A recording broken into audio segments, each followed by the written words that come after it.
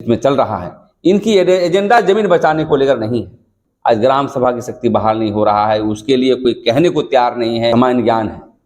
आज सभी कैंडिडेट से वो अच्छे हमारे हैं का जो 3 नंबर में बाल्टी छाप में जो हमारा पंचानन सोरेन खड़ा हुए हैं, उरा मुंडा हो संथाल और जितने भी 32 जनजाति 44 जनजातियां हैं,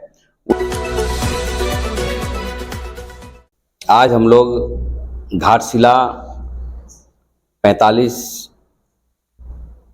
अजजा निर्वाचन क्षेत्र से हम लोग आज भारत आदिवासी पार्टी के उम्मीदवार 3 नंबर बाल्टी छाप में हम लोग एक चुनाव प्रचार के लिए आए हैं और आज हम लोग संवाददाता सम्मेलन कर रहे हैं। घाटशिला की जनता और घाटशिला के विकास के लिए हम लोगों ने कई जगह का दौरा किया, मौसाबनी, धालमुगढ़ और क्या बोल रहे हैं गोराबंधा और विभिन्न गांवों में हम लोगों ने दौरा किया और दौरा करने के पश्चात हम लोगों ने पाया कि यहाँ के ज़्यादातर जो संथाल समाज के लोग हैं, मुंडा समाज के लोग हैं, हो समाज के लोग हैं, आदिवासी बहुल क्षेत्र है और अन्य जातियां भी हैं और देख रहे हैं कि ये क्षेत्र हम शुरू से जानते हैं कि कम्युनिस्टों का क्षेत्र रहा है, वामपंथियों का क्षेत्र रहा है और डेवलप करते करते कई राजनीतिक परिस्थितियां बदली है और यहाँ पर सूर सिंह बेसरा जैसे लोग भी जीत हासिल किया है निर्दलीय के तौर पर झारखंड आंदोलन की आवाज़ को लेकर के। उसके बाद कई बार यहाँ पर झारखंड मुक्ति मोर्चा का उम्मीदवार भी जीते हैं और मंत्री का पद भी दिया है इन्होंने, रामदास सोरेन, वही नाम है ना। और उसके बाद बीजेपी का भी यहाँ पर जीत हुई है और कई बार हम लोगों ने देखा कि यहाँ की जो परिस्थितियां हैं अभी तत्काल प्रभाव में, जब रामदास सोरेन जी की मृत्यु होने के बाद सोमेश सोरेन यहाँ पर उम्मीदवार के रूप में स्थापित हैं।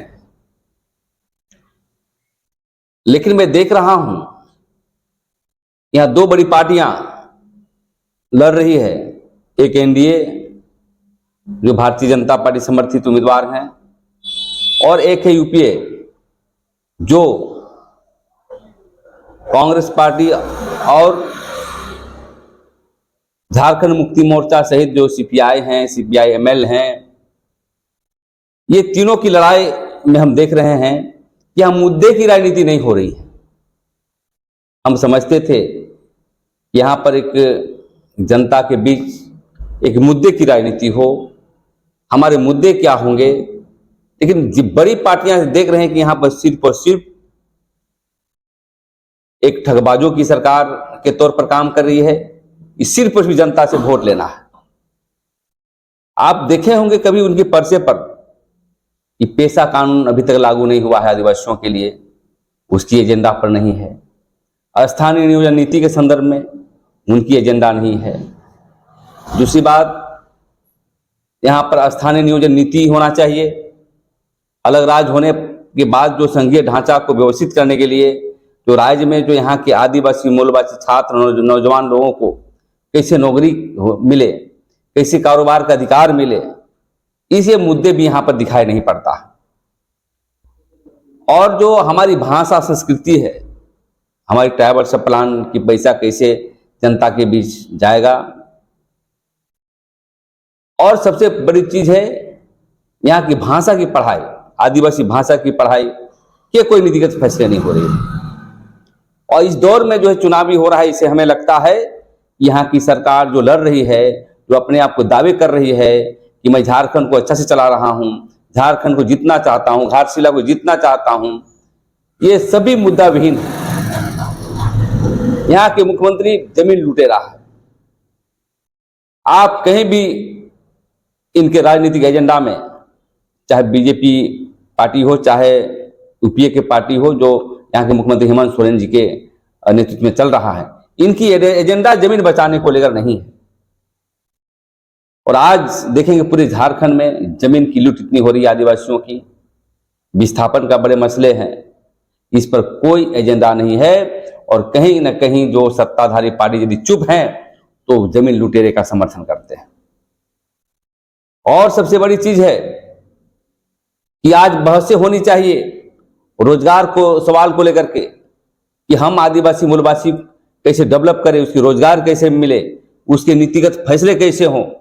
इस संदर्भ में भी आज तक एजेंडे में नहीं रखा। दूसरी बात मैं कहना चाहता हूं, पेशा कानून को लेकर के कई बार हाई कोर्ट ने निर्देश देने के बाद भी आज ग्राम सभा की शक्ति बहाल नहीं हो रहा है। उसके लिए कोई कहने को तैयार नहीं है। बड़ी बड़ी भाषणें हो रही है, बड़ी बड़ी जनसभाएं हो रही है, लेकिन मुद्दा को लेकर के कि मैं सत्ता में आऊंगा तो मैं ये करूंगा, मैं सत्ता में स्थापित हूंगा तो मैं आदिवासियों के लिए ये करूंगा, मूलवासियों के लिए लागू करूंगा, कभी भी ये एजेंडा जो है स्थापित नहीं है। हमारी धर्म संस्कृति को लेकर देखें, लुगुबुरु से लेकर के हमारा पार्श्वनाथ पहाड़ छीनी जा रही है और आज तक हमारी धार्मिक न्यास बोर्ड का गठन नहीं हुआ है। धर्म कोड के मसले पर विचार लोग नहीं कर रहे हैं। देश में सभी जातियों का धर्म कोड है, चाहे आप देख लें हमारे बीच हिंदू, मुस्लिम, सिख, ईसाई सब भी महाराष्ट्र जनरल ऑफ इंडिया जो भारत सरकार के पास अपने अपने कोड हैं, लेकिन इस मसले पर अनेक आंदोलन हुए हैं झारखंड में, इसकी एजेंडा पर भी नहीं है। इसका मतलब कहीं ना कहीं सिर्फ और सिर्फ मैया योजना दे दो और नौकरी नहीं देना है और इतना ही जीत करके हम आगे बढ़ेंगे, ये जो है जनता को दिग्भ्रमित किया जा रहा है। आज हमारे बीच जो है भारत आदिवासी पार्टी एक लोकतांत्रिक पार्टी है, एक आइडियोलॉजी की पार्टी है, आदिवासी मूलवासी को चलने वाली पार्टी है। आज राजस्थान में हम देख रहे हैं कि पार्टी स्थापित होने को है। हम मध्य प्रदेश में देख रहे हैं, वहाँ भी डेवलप हो रहा है।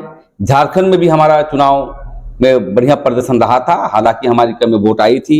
और हमारे बीच जो घाटशिला में जो हमारे चुनाव हमारे कैंडिडेट लड़ रहे हैं, हमारे उम्मीदवार लड़ रहे हैं, जो पंचानन सोरेन जो उनको बाल्टी छाप मिला है, वो पेशा कानून के प्रशिक्षक हैं।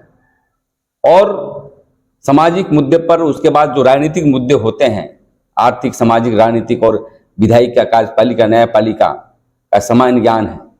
आज सभी कैंडिडेट से वो अच्छे हमारे हैं।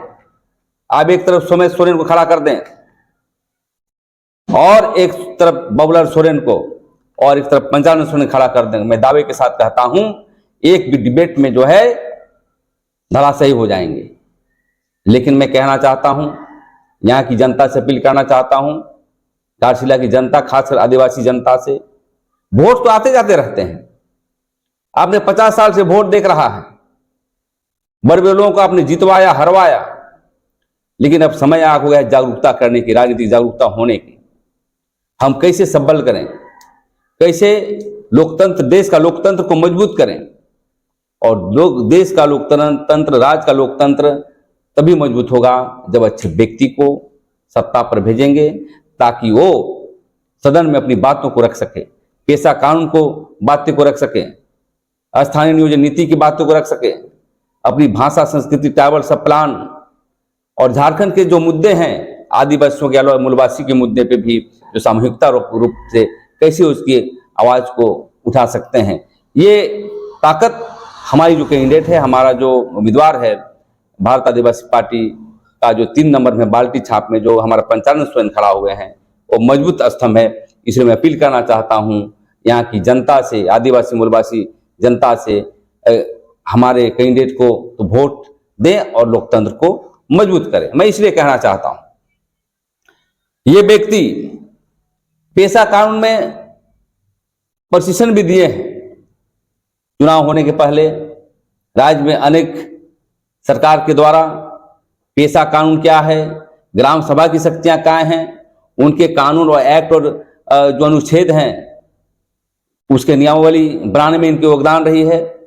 और उन्होंने हमेशा पेशा कानून और अपने जो है आदिवासियों के जो पारंपरिक व्यवस्था है, खासकर यहाँ पर माझी परगणित महाल परगना, ये जभी बाबाओं का जितने जो इनकी विरासत है उनको डेवलप करने के लिए किस संकल्पित है। लेकिन आज मैं पूछना चाहता हूं, जो अपने आप को सरकार बोलती है कि हम आदिवासियों की सरकार है और यहाँ पर संथाल समाज के लोग ज्यादा रहते हैं, उनकी माजी प्रगति महान के लिए क्या पॉलिसीज है, परगना बाबाओं के लिए क्या पॉलिसीज है, जो हमारी विरासत है उसको अक्षुण्ण रखने के लिए क्या पॉलिसीज है। आज तक उनके जो एजेंडे में हमने बार बार देखा है कि कोई भी एजेंडा उनके आदिवासियों के लिए नहीं है, बल्कि आदिवासी जन विरोधी पॉलिसियां ज्यादा स्थापित हो रही है। ये सरकार, जब आपने देखा होगा कि कोर्ट का फीस को बढ़ा दिया है, आदिवासी जमीन लड़ता है उसकी फीस को बढ़ा दिया गया है, गरीब आदमी कैसे लड़ेगा। दूसरी बात, जब हमारे आदिवासी समाज के लोग जब अनुसूचित जनजाति थाना जाएंगे तो पहले डीएसपी अनुसंधान करता था, आदिवासी को शोषण करने के लिए उस अनुसंधान को एक हर थाना में आयोग जांच करेगा। इस तरह के अनेक जन विरोधी जो है पॉलिसी लाए गए हैं।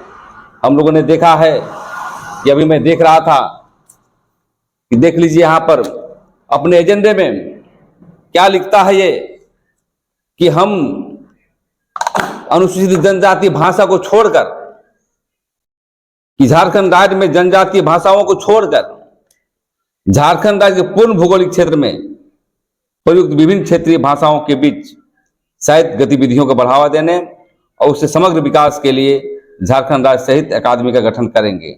मतलब जनजातीय भाषा जो हमारी है, उरांव, मुंडा, हो, संथाल और जितने भी 32 जनजाति 44 जनजातियां हैं, उसकी भाषाओं को छोड़ के अन्य भाषाओं को जो है बढ़ाने के लिए काम कर रहे हैं। और इसलिए मैं कहना चाहता हूं कि घाटशिला की जनता सजग है। घाटशिला की जनता हमेशा राजनीतिक मूल्यों को जानती है, सामाजिक मूल्यों को जानती है। अनेक योद्धा यहाँ से इस क्षेत्र से पैदा हुए हैं राजनीतिक तौर पर। मैं यही अपील करना चाहता हूँ कि आप भारत आदिवासी पार्टी को वोट देके व्यापक रूप से हमारे पंचानन सोरेन जी का जो 3 नंबर उनका ये नंबर है पार्टी छाप, उनको भारी मतों से वोट जितवाने का काम करें। क्योंकि अभी का जो जितने भी पार्टियां हैं कोई अंतर नहीं है। बीजेपी गठबंधन चाहे आप जेएम गठबंधन, कोई दोनों एक फोटोकॉपी है, दोनों की एजेंडा एक ही है। ये पूरे कॉर्पोरेट घरानों के इशारे पर चलती है। आज जरूर है आदिवासी चेहरा के रूप में हेमंत सोरेन जी स्थापित हैं, लेकिन आगे पीछे पूंजीपति लोग हैं और उनके पीछे गैर आदिवासियों की जमात है। आदिवासी को आज देखेंगे कि आज रांची में चाहे हमारा टाटा में, चाहे कई क्षेत्र में देखेंगे, दुमका के क्षेत्र में और इस क्षेत्र में भी जमीन की लूट बढ़ी है। और एसीआर कोर्ट के माध्यम से हमारे गरीब गुरबा जो आदिवासी समाज के लोग जीतते हैं, जब इनका डिग्री होती है उसमें आदेश होता है कि इसको दखलदानी दिया जाए, लेकिन अभी तक दखलदानी नहीं दिया जाएगा और सरकार इसमें चुप रहती है। घाटशिला विधानसभा में आकर आपका प्रत्याशी जीतते हैं तो आप ऐसे क्या क्या मुद्दे पे काम करेंगे? यदि हमारी कैंडिडेट पंचानन सोरेन यदि निर्वाचित होते हैं तो व्यापक रूप से हम यहाँ शिक्षा की व्यवस्था करेंगे, कॉलेज की व्यवस्था करेंगे, क्योंकि आदिवासियों के विकास का पैमाना शिक्षा है। शिक्षा का स्तर कैसे आगे बढ़ेगा। दूसरी बात, हमारे कैंडिडेट को कहेंगे कि अविलंब पेशा कानून को जो है इस बात को आवाज में रखते हुए आप बाध्य करें यहाँ की सरकार से कि कैसे हम जो है पेशा कानून की ग्राम सभा और पूरे शक्तियां जो हैं 23 अधिकार हैं उसको कैसे लागू हो, इसके लिए आवाज उठाने का बात को रखेंगे। दूसरी बात, हमारे कैंडिडेट कि हमारे किसान वर्ग के लोगों के बीच कैसे हमारे खेतों में पानी हो, कैसे उत्पादित हो। और ये बहुत अपार संभावना है इस क्षेत्र में, क्योंकि ये एक कोलकाता और रांची का एक हाईवे क्षेत्र है। हम चाहते हैं कि एग्रीकल्चर हब हम बनाने का प्लानिंग करेंगे। यहाँ पर ऑर्गेनिक फार्मिंग होगा और यहाँ के जो उत्पादित जो किसान करेंगे और बेचने के लिए मार्केटिंग की व्यवस्था की आवाज को हम लोग उठाने का काम करेंगे। एजुकेशन हब नहीं है राज्य में, हम लोग कोशिश करेंगे यदि हमारी कैंडिडेट जीतता है तो यहाँ पर जो हमारे बाल बच्चे पढ़ने के लिए पूना जाते हैं, कोई चेन्नई जाता है, कोई दिल्ली जाता है, उसको पढ़ाई करने के लिए यहीं पर हम एजुकेशन हब को प्लानिंग के तौर पर यहाँ करेंगे। इंजीनियरिंग की पढ़ाई यहीं होगी, डॉक्टरेट की यहीं पढ़ाई होगी और अनेक हब को जो है प्रस्ताव को लेकर के विधानसभा की में अपनी बातों को रखेंगे। ट्राइबल सप्लान का विशेष जो फंड आता है आदिवासियों के लिए, देखते हैं कि हमारी फंड में मैया योजना दी जा रही है, ट्राइबल प्लान की पैसा को मैया योजना में इस्तेमाल किया जा रहा है, कहीं स्टेडियम बनाया जा रहा है अन्य मदों में, तो हम लोग ऐसे कानून बनाएंगे जिस तरह के आंध्र प्रदेश में है कि ट्राइबल प्लान का पैसा डायवर्सन नहीं होने देने के लिए एक कानून के रूप में जो है इस बात को रखेंगे। और जो भी मुद्दे आदिवासी के मुद्दे हैं या मूलवासी के मुद्दे हैं, क्योंकि लोकतंत्र में जीतने के बाद सभी जातियों का होता है, जीतने के बाद जो भी जमात यहाँ रहते हैं, अगर ये पिछड़े आदिवासी सभी लोगों के लिए हमारा पंचानन सोरेन जो है व्यापकता रूप से, प्रखर रूप से जो है विधानसभा में अपनी आवाज को बुलंद करेंगे। और मैं ही कहना चाहता हूं कि जनता से लोकतंत्र को मजबूत करें, आदिवासी मूलवासी को मजबूत करें और बाल्टी छप में वोट देकर के भारी मतों से विजय बनाएं। इसी को लेकर के आज हम लोग प्रेस वार्ता कर रहे थे। जोहार।